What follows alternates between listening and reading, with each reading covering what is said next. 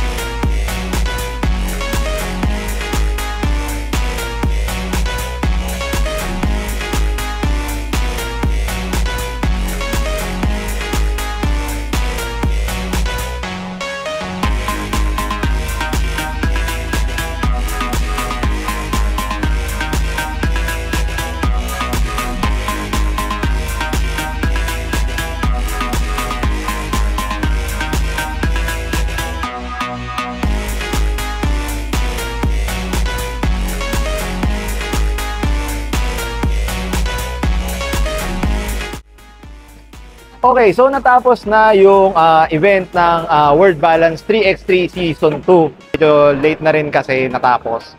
Although hindi man sobrang late katulad ng first season, pero medyo late na rin natapos. And ang kinaganda lang is bagong champion, and at least nalalaman natin na yung landscape ng tournament is parang every season, season 1 may champion, yung The Generals, tapos season 2 itong season na to, meron namang bagong champion. So at least kahit pa paano, yung mga sasalis medyo nakaka-excite kasi kumbaga laging merong bagong nananalo na kumbaga champion para sa 3x3.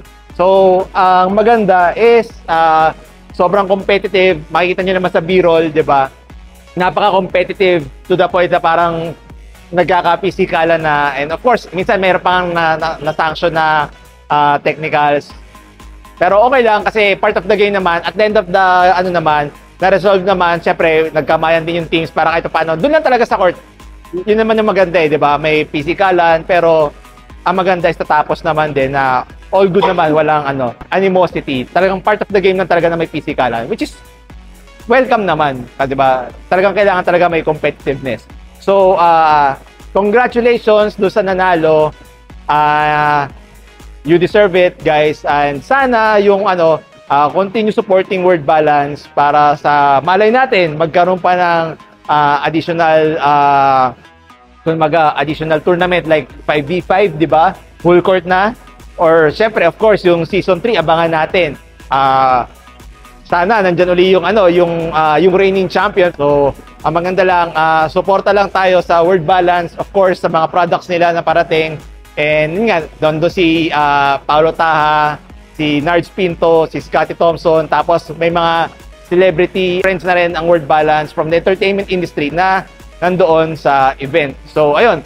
Again, congratulations guys, you deserve it. Congratulations din sa World Balance for a successful event.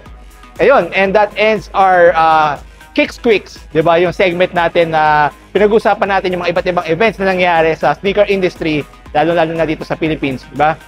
So that's it. Thank you for watching. Give this video a like, thumbs up, share nyo if you find this video entertaining or helpful.